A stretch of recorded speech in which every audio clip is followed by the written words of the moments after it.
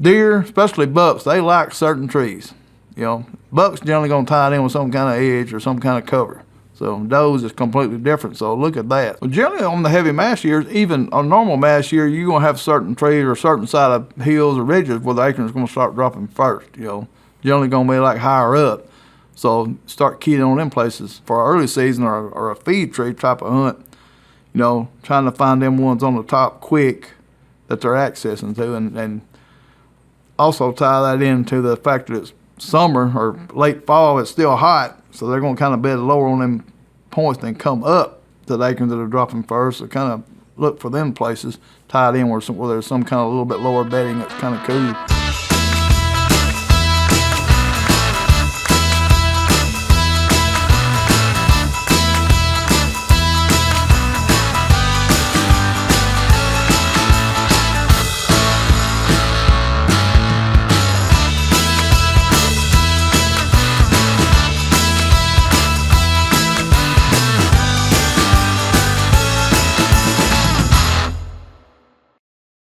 All right, guys, we're doing another Thursday Q&A today. We're not in the studio. We are at the home of Mr. Michael Perry, who we just recorded an episode with. Y'all are going to hear it soon enough. And we're gonna include Michael on the Q&A. So, Michael, how you doing? I'm doing good. Q&A put me on the spot now, kind of making me nervous. Yeah, listen now.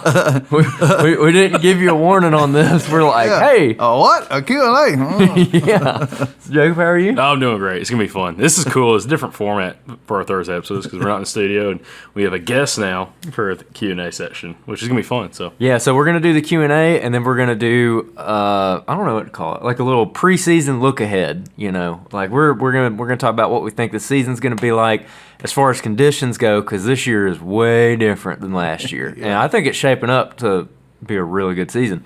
So hopefully I don't eat my words on that. And we're going to talk about it. So this first question is from Steven, and he is from Maryland. What's up, Andrew and Jacob? This is Steve from Maryland. And my question is, do you believe that precipitation levels can be correlated with the amount of community scrape activity or licking branch activity that is seen in the woods? The reason I ask that is because here in Maryland, the last few years have been abnormally dry. And during those seasons, I personally feel like I have seen an unusually high level of community scrape activity, especially with mature bucks. This year, that has not been the case. It's early. I've only had my cameras out for a month, but we have gotten a lot more rain, and I believe the woods are holding scent better, and I have not seen nearly as many deer, especially mature bucks, at my community scrapes that have cameras over them. I'm trying to determine whether this is just a matter of me having educated these deer and they're on to me for having gone in, they're just learning my patterns, or could this be weather related? In a season where the woods are holding scent better, do deer just not use scrapes as much because the scent is everywhere? Whereas in a dry situation, they might need to frequent that licking branch or scrape more often for better communication within the herd. Love to get your thoughts on this. Appreciate it. Okay, so the gist of it is, over the last couple of years, it's been abnormally dry. He feels like they're visiting the actual scrape more because they can't scent it as well from far away because the woods are so dry. Dry weather being bad for scenting conditions. So, Michael, what are your thoughts on this? Putting you on the spot. I can understand that to a little bit, and that's a possibility. But we usually, to me, like a community scrape is generally tied in with like bedding area stuff generally. So, and if you got different type of weather, since he said Maryland, so that Maryland's not real hilly, I wouldn't think. So I don't, but they adjust how they bed, I would think, being dry versus wet weather. So, I mean, that's a possibility as far as that. But I always thought that they didn't show, which a community scrape is going to be something that's completely different because they stay year round pretty much. So that might have something to do with it as far as that because it's easier for them. They have to come up there and smell of it because it's close versus staying back. But licking branches, if they got a licking branch and it's during the rut and that stuff, or even throughout the year, they're going to put their nose in a lot anyway if they're bedding in that area or if they're activity in that area. So, a lot of that will change due to the weather because of the food stuff, position. And plus the camera thing is, I've tried putting cameras on scrapes, and it just, sooner or later, the buck I'm looking for or whatever, if it sees that sucker because they're spending time there and they don't like it, they'll stay away from it or skirt it or something. And I don't, so that I would lean toward the deer figuring me out would be bothering me versus the weather part on that stuff. Just because, again, I don't want to educate them on it, so I don't trust camera data on the licking branch because that could be skewed data because of them picking the camera up or being aware of it and then start adjusting to it. So that's kind of, that's a skewed data to me. Mm-hmm. So I've been more worried about me than the weather on that situation. But I mean, it's possible. So, but yeah. But I always see, the other activity during the, if it's a real drought situation and the deer don't have as much food, they kind of, especially the bucks, they reduce the amount of sign they put out or amount of travel. So I will lean toward more of that, but he's kind of flipping in the opposite way. But again, it's a community scrape, so that's totally different. So. Yeah, that's a good point. That when they're on a scrape, they're lingering there. They're not just passing through. They're looking around. They're smelling because they're at the scrape. They're trying to pick up that scent. And yeah, I get my cameras looked at quite a bit. Yeah. And we were talking about that a little bit a while ago. I feel like I'll get a buck on camera. Like a mature buck, I'll get him on camera on a scrape, and once he sees the camera, because I always run it on video mode, once he looks at it and I know for a fact that he knows it's there, I don't usually get him. I might get him a couple more times, but it's usually right in the middle of the rut, and he's like coming through, just walking past it. Right. So sounds like you've had the same thing happen. Yeah. Also, he didn't speculate whether he had a cell camera or a regular one, so I don't know how much time he's going in there checking. So that could be part of it, but yeah, I don't know. I don't like cameras on scrapes. That's just me. So okay. So I'd be more worried about that, the intrusion part, and them figuring you out. So yeah. Yeah, and I was gonna say with him having cameras, he just sent this video in, which by the way, appreciate you sending the video in Q&As, guys. If you have questions you want answered on the podcast, submit your video Q&A. Got it linked down in the show notes and video description down below, or go over to the website SouthernOutdoorsmen.com. There's a video form there that you can submit your video on for your Q&A, but if it's summertime, like Andrew, you found a scrape last summer that was getting a ton of action. Yeah. Bucks coming through in velvet, small batch scrapes, and then individual bucks coming through, hitting this licking branch all summer long. I don't really think, especially summertime, they're not peeing in the scrape, so they're not smelling anything in the earth. They're not pawing it. They're not doing any of that stuff. So they're coming up and investigating the licking branch itself. Mm-hmm. And I don't think they're scent checking that from any kind of distance. I think they're coming straight and put their face in it. So like you said, Michael, maybe the past couple of years, because of vegetation not being as abundant, it's been dry there. Maybe they're probably shifted a little bit back to maybe where they kind of spend more time on wetter years. There's better vegetation, better growth in some other spots that they like to spend some time in. And during those dry years, maybe they're spending a little bit closer time in and around where that community scrape's at in that location, because location is everything. Like you can find scrapes in weird places. You're like, I don't know why this scrape's here. And then other times it's like, oh, it makes perfect sense based off conditions and what's around there, why a buck would be using and other deer be using like this one scrape, in especially a big community scrape. Yeah. But yeah, I don't think precipitation would make a difference whether or not they're going to be hitting licking branches all that much. This is whether or not those deer are there right now. And Michael, you brought up a great point when we were watching it earlier. Hunting pressure is a huge thing, and hunting pressure is just you going in and out of the woods. It ain't you physically sitting there and bumping deer. Yeah. You just walking in, checking cameras, walking out. That is pressure, and maybe they got a little wise to it. And it's only been out there for a month, so maybe it picks up, or maybe there's another scrape, or not scrape, but a licking branch in that general area that they're using a lot more now than the one that the camera's sitting on. So. Good question, though. Yeah, absolutely. Mm-hmm. Yeah, and it kind of ties in perfect with what I wanted to talk about, which, like I mentioned, we just recorded an episode with Michael. You are going to get to hear that in a couple weeks. It was a great episode. And we talked about this a little bit in the episode, and I'm glad we didn't go any deeper because I wanted to talk about it on this. And that is like a preseason look ahead. And Michael, I remember the year you killed that buck that's sitting behind you, the 196. Before that season, we were talking to you, and you said that we were having a really wet summer, and we had a really good mast year the year before, I think. And you were like, "There's probably going to be some monsters killed this fall because these deer are way ahead. They got fat in the winter on all that mast, and then they had a really wet summer, which helps grow antlers. Right. And then lo and behold, you killed the state record that fall. Last year, at least in some of the areas I hunted, we had a terrible mast year, and we had a terrible drought. It was really bad. Right. This year's the opposite. We've been getting a ton of rain. It rains like, I swear it's rained like every day at my house this summer. It's kind of aggravating. My yard is like, my neighbors, I'm surprised my neighbors haven't like kicked me out of the neighborhood. My yard's like a jungle because I can't even cut it. It's raining so much. And all the oak trees I've been checking around me are loaded. The white oaks, the red oaks, the water oaks, the black oaks, the beech trees, everything is like bumper year loaded. So what do you think about this coming season? Are you excited? What are your general I thoughts? was nervous, and I'm going to tell you why. You know, each year's a learning thing, and we've had some crazy different weather patterns the last 5-6 years.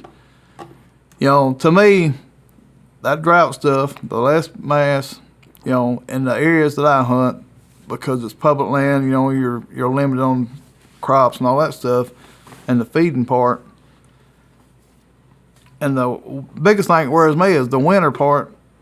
January, or I guess February or something. We had some crazy, I'm talking about some cold weather for like 4 or 5, 6 days in a row. That's colder than any weather we've had that any deer alive in Alabama has ever seen. So that stress before that and through that, I don't know. I'm worried about the bucks getting their bodies built back if they done any, you know, a bunch of traveling and lost a bunch of weight. If they got their bodies built big enough to grow big racks, you know. We've had a lot of rain, a lot of browse, all that, and it was pretty early. It grained up quick, so I'm still, you know, I've not checked any cameras, so I don't know. I've not had any pictures sent to me that shows big bucks, but some, you know, people hold out. You don't really know. I don't have any, you know, right now. You know, I'm sure I'll have some data August, September maybe. So, but I'm worried about it a little bit because I kind of feel that them big bucks, if they've lost weight, their body's gonna get built back first before they start growing the rack. So all that kind of ties into how fast it got green after that hard winter, you know, so we'll see. And the drought, you know, so. Mm-hmm. But all of it's a learning curve. So there's been some years that kind of throw me for a loop a little bit, but I'm just like you said, I believe them mass crop years it's real good and it carry on to the green spring that they bodies are better shape, huge racks. So, but you need that rain, sure, and we've had it so far. So. Mm-hmm. Yeah, I'm excited. Hopefully it turns out good. I'm just now starting to get a bunch of cameras out, so I don't really know what we got going on yet. Yeah. I've got some promising pictures so far, but you know, around here right now, depending on where you're at in Alabama or the deep south, when your rut is, we're kind of behind the rest of the country. So I mean, usually where we're at, you don't really know what the deer are going to be until you start getting into August. That's when they're like really framed out and you can tell what they're going to be. And we're getting there, so it is exciting. Getting close. I mean, you should be able to tell pretty good, but it's hard. The biggest thing about that is, you know, what you're looking for. You know, if you kill a 150, man, I killed a monster 150. Well, if he fell off a little bit from last year, he could have been a 200 this year because of them issues. That's the biggest thing. You know, we're looking for a 20, 30 inch change because for them big boys. You know, The other deer you don't really know. It's hard to see that from the season to season. So that's the biggest thing. So we'll see. It's just, you know, it's concerning to me, but, you know, we'll see. Yeah, because you're talking about looking for bucks having a big jump year where they're jumping 20, 30 inches. Big. Yeah, and that's when you're talking about really the year before they need to have good mass and then good moisture the following year. So they keep that body weight up and then they really build back super fast and then they're able to put a ton of just energy into antler growth for that next summer, which we're not into that. I mean, we have a good summer. Last fall was real rough. Last winter was real rough. Last summer was terrible with droughts. One thing I'm interested in and just kind of brainstorming is like, I've heard this from a couple of people. I want to say some biologists too. Talk about like if you have a real bad year drought-wise, and all the deer are stressed. Does, bucks, everything's stressed in the summertime. When it gets to the fall, a lot of times you see a lot less bucks making tons of sign. You have like a drop in sign, and then also the does and everything are like in worse shape. Fawns, everything in worse shape, but also the bucks aren't in worse shape, so they're not putting as much energy into the actual rut. So typically, and we've had a couple guys talk about this on the podcast, those real bad drought years, and there's not much mass. Really, a lot lower activity of just rutting activity, Right. And not people really seeing much chasing and stuff going on. Did you witness that last year? Because I seem to. I don't know about you. Like, what was it like for you last year? It was slower to me about the movement. I've seen some pass some, but as far as any of the crazy rutting stuff that you generally see, or a bunch of abundance and rubs and fresh grapes and stuff, I didn't really see. So it was kind of, a down for that part to me, especially that part. So Yeah. Yeah, it was the same thing for me. And I mean, at our big buck contest this year, I was talking to Daniel Williams, a taxidermist, and he was saying that last year he had, speaking of jump years, like he was just mentioning like a buck making a big jump year to year. Daniel was saying that last year was the opposite, where he had guys who had either passed or killed known bucks. Like there's some identifying feature. He's got a split ear, double throat patch. Like it's the same buck he's been watching, and they're coming into their prime like maybe a 4.5 to a 5.5-year-old deer, and from 4 to 5 they decreased. They lost like 15 inches because of that drought. I mean, and a lot of people in the South experienced that drought last year. It was just terrible. Like the whole South was in a drought. And so they just didn't really put on the antler. A lot of them shrunk. They kind of pared down. But, right. Hopefully it's like a slingshot and it was just pulling them back. And this year they're getting released and they're going to blow up. That browse is the biggest thing. And it greened up pretty early. So, because the nutrients in the ground, it goes to that browse. The fresh green browse is that. If you don't have that you got to have it to get started. And that's, the main minerals for the racks is the higher protein browse. So yeah, last year, kind of like he was just saying, you settle down now. I'm so fired up. Settle down. Golly. So, so last year, like he said, I had a rough year last year. I mean, I like hunting early season a lot, and I like to go find whip rubs and those little early season scrapes around feed trees. I couldn't find a feed tree. All the oaks around me aborted their mast crops. And the ones that did drop acorns, it was like little bitty, and they dropped really early. And a lot of them you could pick them up and smush them in your hands. They were dry, and so that was rough. And then in the rut, I just didn't see what I wanted to see. Like I didn't ever get into good rut action. Not saying it didn't happen, but it just wasn't as easy to find. It wasn't in the areas that we normally find it.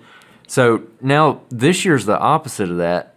We're getting a lot of rain, and last year, all things considered, but just from the perspective of it looks like we're going to have a bumper year.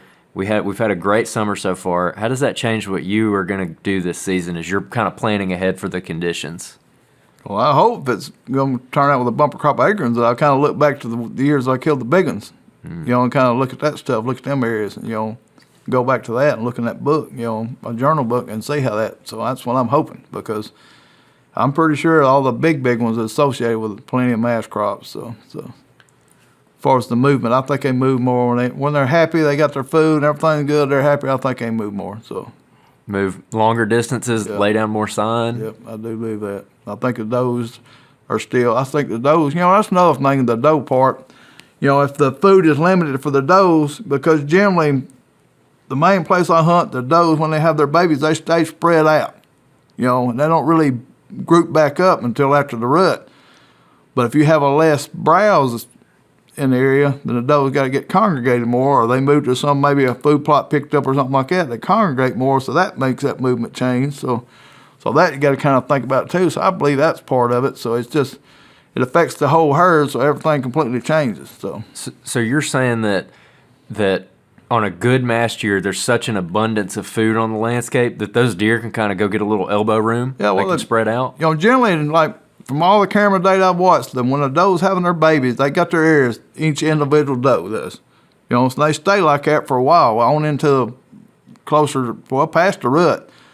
And so they got plenty of food. They don't have to congregate together. They're keeping raising the babies off, because they just don't. They don't put all their eggs in one place or all the babies in one place to get annihilated by coyotes or whatever. They've kind of figured that out. So over the years, but But if you have less browse, less food, they got to go to them places to get congregated more because they're all family. They're just out in their family groups are spread out. So, because after the rut, you'll see 10 to 12 does, whatever, together.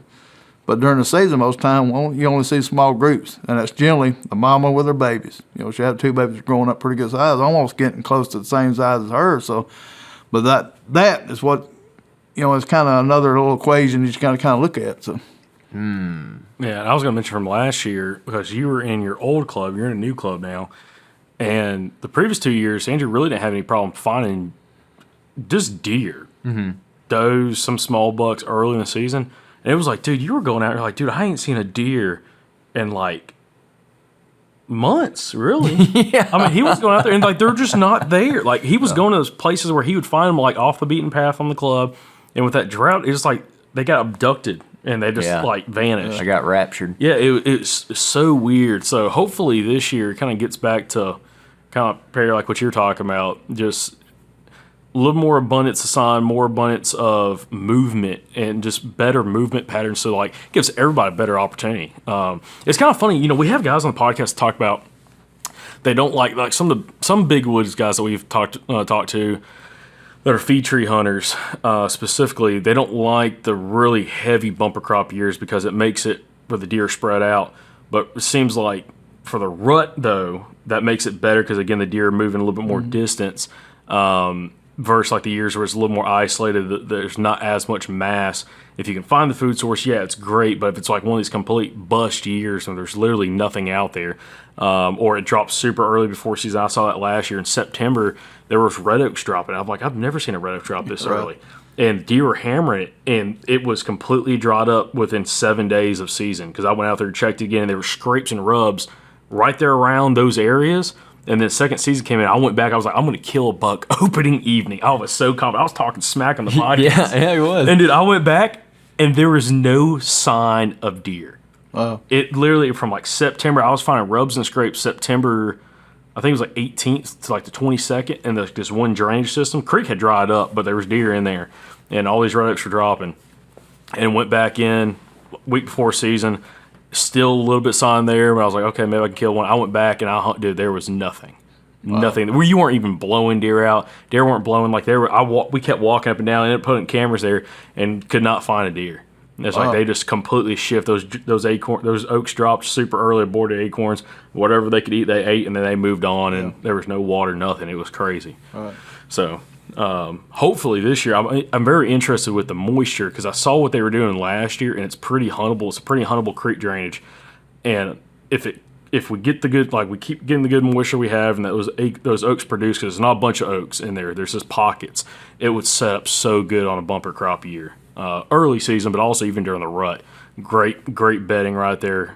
Just phenomenal spot. So that's one of those areas I'm super excited for this season. Michael, you've hunted areas for a long period of time where you've had like banner years and you've had bust years as far as the mast crop goes. And so you have history, so you kind of know probably what you want to do this season. But what would you say would be good things for people to maybe think about or scout or focus on going into this year, knowing it's looking like it's going to be a really heavy mast year? Well, generally on the heavy mast years, even on normal mast year, you're going to have certain trees or certain side of hills or ridges where the acorn is going to start dropping first, Generally going to be like higher up. So start keying on them places, With our area that we hunt, you've only got a limited amount of time before the rut starts, whatever. So for our early season or a feed tree type of hunt, trying to find them ones on the top quick that they're accessing to, and also tie that into the fact that it's summer or late fall, it's still hot, so they're going to kind of bed lower on them points than come up to the acorns that are dropping first. So kind of look for them places tied in where there's some kind of a little bit lower bedding that's kind of cool to get to that on them northern ports, I would think. So just that's what I try to do is look at that, because there's always certain trees that when you got good crop years, deer, especially bucks, they like certain trees. Bucks generally going to tie it in with some kind of edge or some kind of cover. So does is completely different. So look at that. So that's the big key thing to me is that as long as you don't have any crazy cut going on, them bucks, same general stuff. They look for the same trees that they like. They're getting like limestone runoffs or something where they got some kind of extra nutrients in the ground that they like and making better. So then later on, when them red oaks, to me, I think them bucks like the red oaks better. So.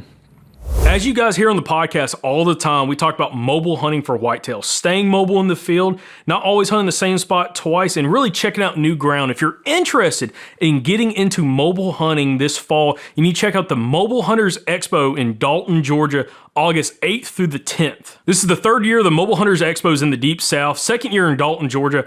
This is something we've been going to for 3 years now, and it's a great resource to try to find and learn new gear that you can be using this fall to make you more mobile and more efficient as a whitetail hunter. All the top brands in the mobile hunting community will be there, where you can try a bunch of different saddles, sticks, tree stands, and much more. If you're interested in becoming more mobile this fall, you can check out and get more information at themobilehuntersexpo.com and buy your tickets today. We look forward to seeing you in Dalton, Georgia, August 8th through the 10th. Hey guys, it's Jake. We got a quick tip for you in this podcast. One thing I've been working on over the last year is trying to figure out how to be less bulky really while saddle hunting and mobile whitetail hunting.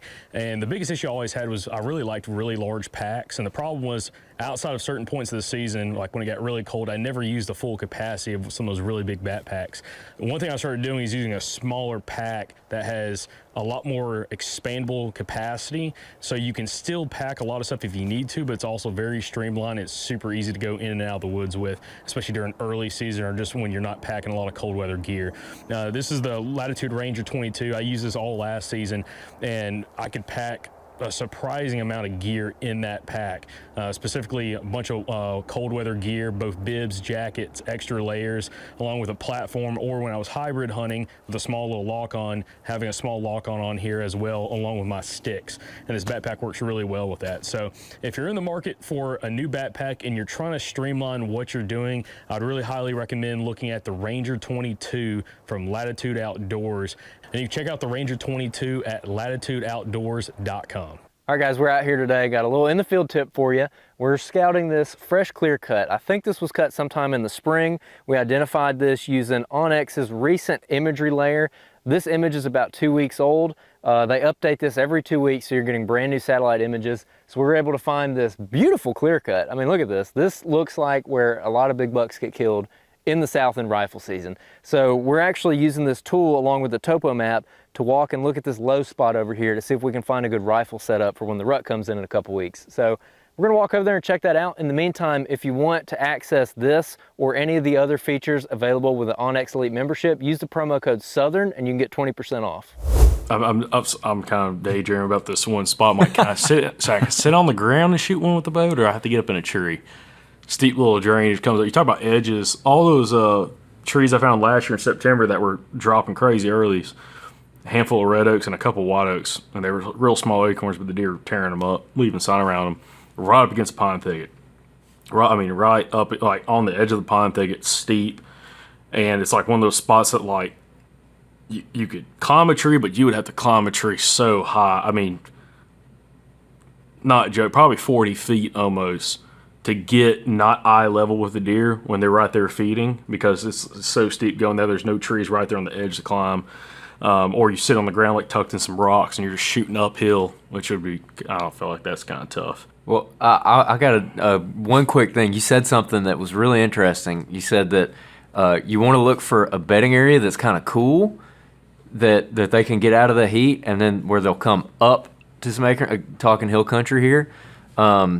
I feel like that's a really, really good tip. What do you look for when it comes to cool areas? Like, are you talking just north-facing slopes? If we're north-facing or something closer to some, fast-moving water or something where it's got to pull a thermal down to keep that cool. So some kind of thermals or shady areas, edge of pine stuff, edge of hemlocks or anything like that. But so something where they got a cool breeze blowing to them. So, and that's generally what I look for early. So heavy leaf cover and running water. Yeah. So No. yeah. Okay. The bucks, they don't like that heat. So early season, it's generally, especially up here October 1st when it opens. So and it can be daggum 80 degrees. Last year I think me and Kathy went and it was miserable, but we went. That mosquitoes awful, but yeah. So you got to kind of play that in effect. They're not going to bed higher up in the sun. So they're going to get where they got down thermals and cool breeze, close to maybe a bluff runoff or a waterfall runoff, places like that, but associated with some kind of edge, and it's got some few oak trees. Yeah. The 2 times I've been out scouting so far, checking trees, I checked a lot of trees, and I didn't find one that wasn't loaded up. Again, this is where I'm at. This is Central Alabama. Do you feel like on years like that, you can just kind of count on, hey, if there's oaks, they're probably going to have something in them, so then you can maybe shift your focus towards like the bedding and things like that? Because last year I spent a lot of time walking trying to find oaks that had dropped, and I just couldn't really find them. And when I did find them, it just didn't seem like the deer were really on them that good anyways. Yeah. If we go back like what Jacob was talking about, early season, what I look for, trying to find a buck to bow hunter or a good buck, because it's real hard to find a monster buck to bow hunt early because he don't generally have to leave the sign. He ain't going to start out just tearing up the wood, scraping and rubbing all that stuff because he don't have to. He's the guy. So you're looking for a bachelor group that's going to have a good buck to shoot with a bow, 130 or something like that. So you can find that sign, because when they're feeling good, acorns are dropping like that, they're going to start sparring a little bit. They're testing each other out before they bust up. So that sign's going to be there, scrapes, fresh droppings, some rubs. So look for that area to associate with that. It makes it a little bit easier, I think. So finding that sign versus last year, you wouldn't find that sign. So. Mm-hmm. I don't remember it happening last year, but I know 2 years ago in October, it was kind of early in October, because I was up here hunting with you guys, started having a couple of those little cold fronts come through, start getting like 20-degree temperature drops and stuff, which gets me excited, but it was, I don't know how you handle like an early season, like early bow season cool front or cold front. Again, I think it was a couple of years ago, we had one morning, I want to say I think we might have had frost in October, and saw some deer and everything. But like, do you have any specific approach for that? Because like, I struggled a little bit. I was trying to hunt feed sign, and you see some deer, but I'm like, I really felt like I don't know if there's anything else I should try to do, because I always feel out of place early season, even with the cold front. I'm like, okay, they're going to go feed, but it's like maybe they're going to kind of start laying some more sign down, and maybe I should transition over to like a spot where a buck might kind of start cruising. Not cruising for does, but cruising laying some sign down potentially. But that depends on how close it is to Halloween. But yeah, so, early season, it's the morning's the hardest one for me. So I'll do it some, but most of the time I'm just concentrating in the evenings. When you're trying to slip in there, you can see fresh stuff and set up a little bit closer. Hoping to either catch them coming from a point up to a bed to a tree, or if they've got tracks crossing, coming down toward water or going to a different type of food source, a destination food source or something. So 2 little tactics that I use like that, and then try to stay a little bit tight till you think suspected bedding, but I'm only going to do it for a couple of days because I'm afraid that they know I'm there, so I'll move to somewhere else. And then, so me and Kathy are doing that. We concentrate on the evenings in the early season because it's easier to kind of slip in. If you see something fresh, you can adjust easier and set up, and find trees easier to set up versus the morning going in. You already got to have it planned, or you're going to wait till daylight and try to do that. And I've busted so many deer out early season because they're still down there in them bottoms. They're eating what has failed and rolled down. They're, getting in them drainages.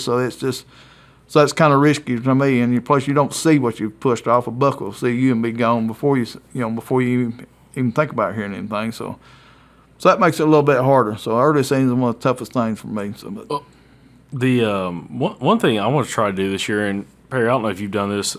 I think Andrew, you might try to do it. I want to try to do a little more observation sits if I can early season, especially in the evenings like that, where you can kind of sit back and just see, like, especially sometimes you can't even see them, but you can hear them coming and like coming down the side of a slope or like kind of coming out. Like where we're at, all the bedding cover, like the drainages, at least a lot of stuff I hunt, are wide open, and it's all the bedding covers kind of up or on the slopes. So like that negative terrain's down low, and they're kind of bedding up on the slopes a little bit, or closer to the top in some shade. Right. But you can hear them moving around, especially right at last light. Have you ever messed around with doing any kind of observation sits early if you're not super confident and you're just trying to lay eyes or ears on where you're thinking some deer coming out? Well, I've never called it a or that type of set. So if I see something moving or here or whatever, especially early season, they're more patternable. So they're on a dang pattern, so I always move. But I don't see them, or if they're not in range, or next day move, go toward the sound. So that you call that an observation set. Because I always try to, people do that, but every time I go in the woods, I'm trying to hunt. So I'm trying to already have some kind of plan. So if I hear something or see something, being I know it's early season, they're going to be patternable. They're going to pretty much do the same thing. So I'll move toward that noise, and hopefully not moving too far, but I'm going to move toward it, because if you wait too long early season, because you only got a couple of days, they'll figure you out quick. So I'm going to move. Yeah, that is the hard thing about early season too. Like he said last year, you find one of those trees, it might be done in 7 days. So you better hunt it right then. Yeah. Now, you mentioned red oaks earlier, and they drop a little bit later than white oaks. And what about moving out of early season, going towards the rut? What are some things that maybe someone ought to be thinking about right now, thinking ahead to that transition? Like maybe go scout some red oaks. What are your thoughts there? Well, I keep all that kind of pay attention where different trees is at. If you don't know, of course, everybody's walking in at gray light or moonlight. The red oaks hold them leaves longer, so you can kind of see that in the woods if you're not really familiar with the area. But I keep all that stuff documented.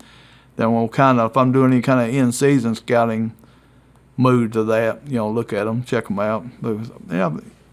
Of course, when that Halloween starts, everything starts changing, so I start shifting toward more of the travel stuff, how they're getting to them places, versus trying to set up on the feed tree thing. So I start changing my mind on that. So if you're farther south like what y'all doing, you've got early season up until close to December.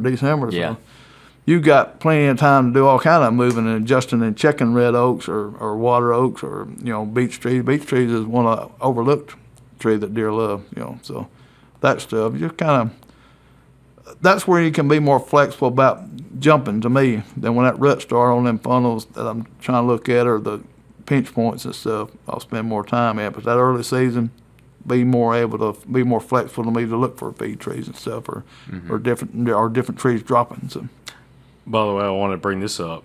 So we've been talking a lot about Iowa, because me and Andrew drew Iowa. You drew Iowa too. We're all in the same zone too, all in the same unit. What? Oh, really? Yeah, it's a party, bro. No way. Him and his brother Matthew's gonna be there. Daniel Williams. And Daniel Williams. It's gonna be the Alabama takeover. Y'all got the archery tag, or? Yeah.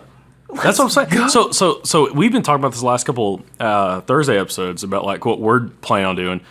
What's y'all's game plan? Because you've been there before, you've hunted, but like what's your? Yeah, it's completely different. I know it's different. Same thing. I've never done the archery hunt, but like, what's the thought process going into it? Get up there. We're going to try to get up there before November, and we'll be more flexible because we're both retired. We'll have more days to do it. We're going to get up there early and try to find something associated with corn, and maybe acres. I don't know. I've never hunted there on that. Don't really know exactly how that's going to work, but I do know corn's going to be there somewhere.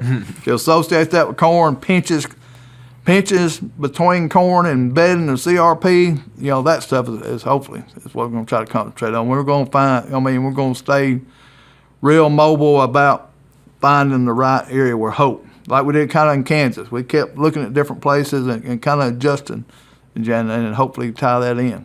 I remember when we were all, you, me, and your brother were all up there, again, like 2022, getting late season hunting, but I remember y'all mentioned something. One of the spots y'all went to, you're like, man, if I could hunt this in November, it would have been money. Like some drainage or something. And I don't even know where it was, but like.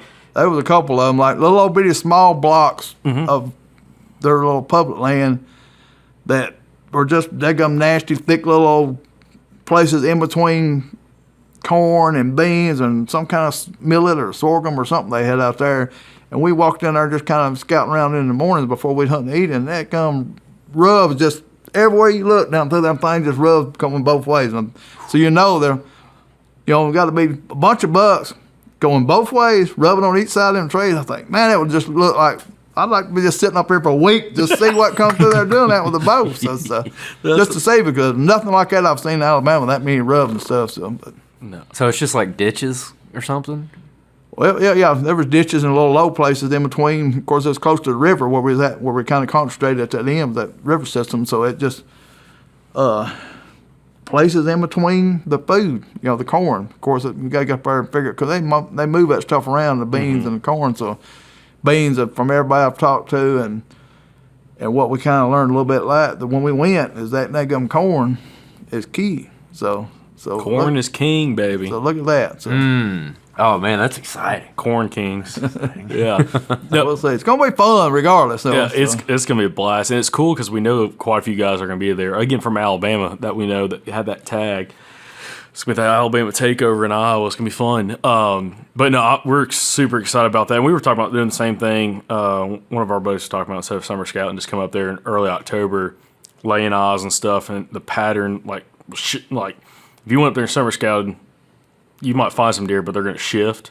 Yeah. So, try and go up there a little bit later, like when season opens, kind of have a better idea and kind of spot checking. Because kind of like when y'all went up there, I've been up there twice, and I've got pins marked just areas that I've hunted around. That I'm like, dude, it'd be great looking spots during the rut.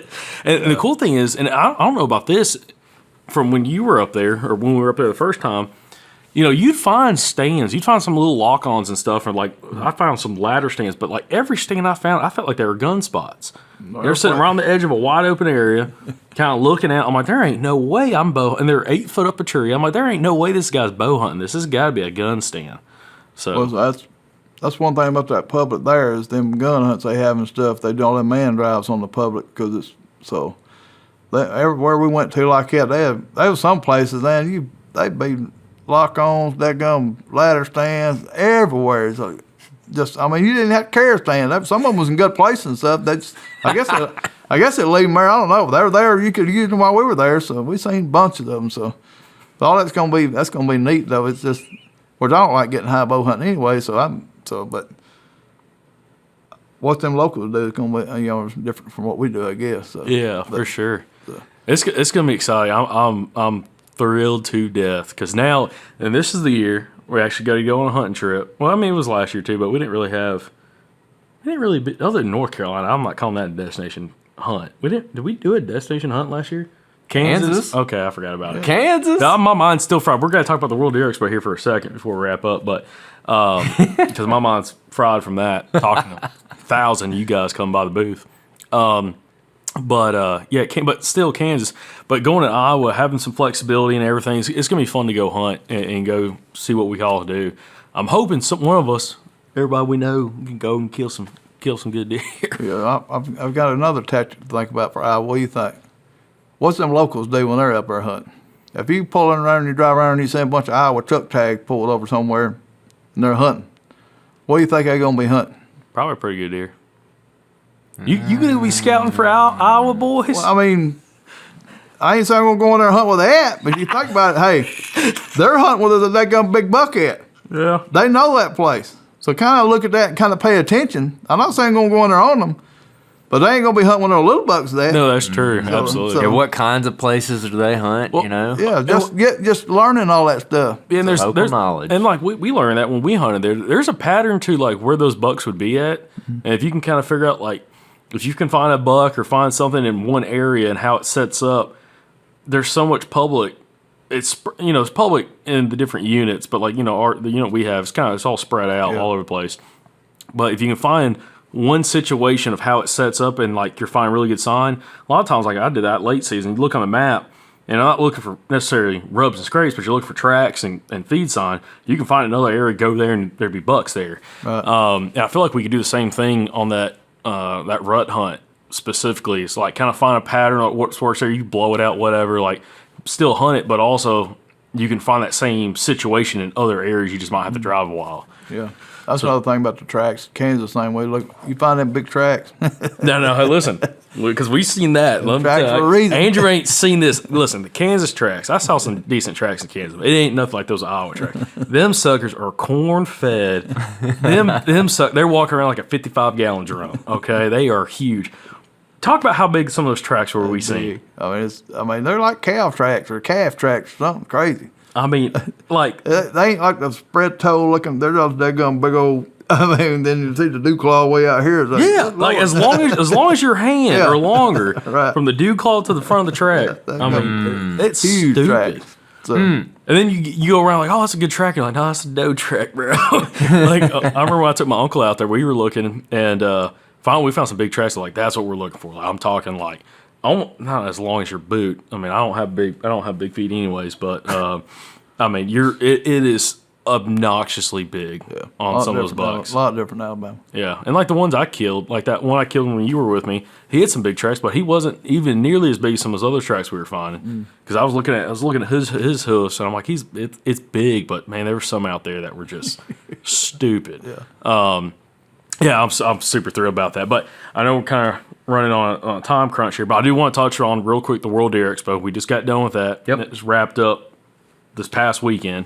We were there doing that. What was your experience? Because we've been booth buddies for like what, 3 years now, 4 years? Yeah, second year on that floor. The year before we was on the lower floor. That was the third year. So this is the third year. So we've had a booth next to you for 3 years now, and it's been a freaking party. But what was your experience this year?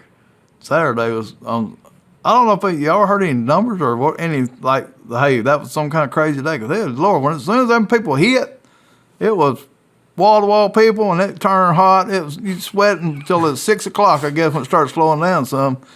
Friday and Sunday wasn't as bad. Still kind of busy a little bit, but had spurts. But Saturday was something else. So, yeah, we enjoyed it. We got to talk a lot. Man, you asked Cassie, we felt like we beat the daggone ball bat every morning trying to get up. I had some guy come up to me and he said, "What are you pushing about 60s?" He said, "How are you handling all that, on that concrete and stuff?" He said, I'm hurting and stuff. He said, "You being 60, you know it." I said, "Hey, I'm hanging in there, but it's rough." So go over and talking to Jeremy. He had a good little idea of that little mats they had that they were standing on. Of course, they had higher chairs. They kind of kicked back with their feet up and stuff. But that Saturday, I stood up so long, I thought I was going to die. So, but anyway, we enjoyed it. We talked to a lot of people. Man, it was great seeing some of the people we knew, then meeting a bunch of people that we messaged with, and then fans and stuff, and all that was, it was fantastic. We had fun, it was a blast. So, still got a little jet lag from it, but hey, because we didn't get to bed at 3 o'clock this morning. Hey, I'm telling you right now, dude.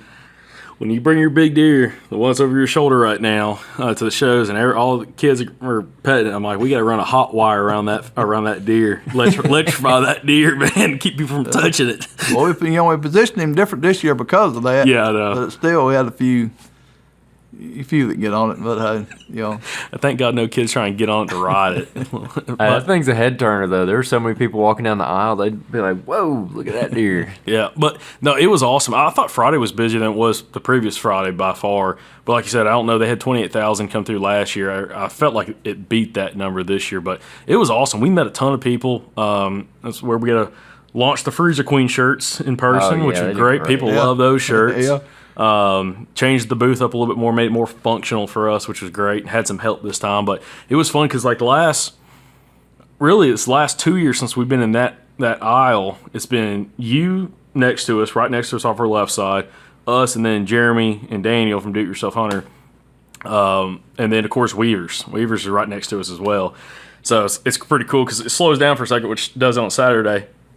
Go get a bunch of sausages from Weavers. They hand deliver some stuff. Yeah, they did deliver some. We're eating some special sausages. Yeah, they took care of us. Oh, dude, it was great. It was fun. Good times. And it was also fun because they're right down from us and they're cooking all that sausage and it's smelling. Everybody's walking down the aisle. They're looking and they're got their nose up in the air, smelling like, where's that coming from? They're winding it. Yeah, man.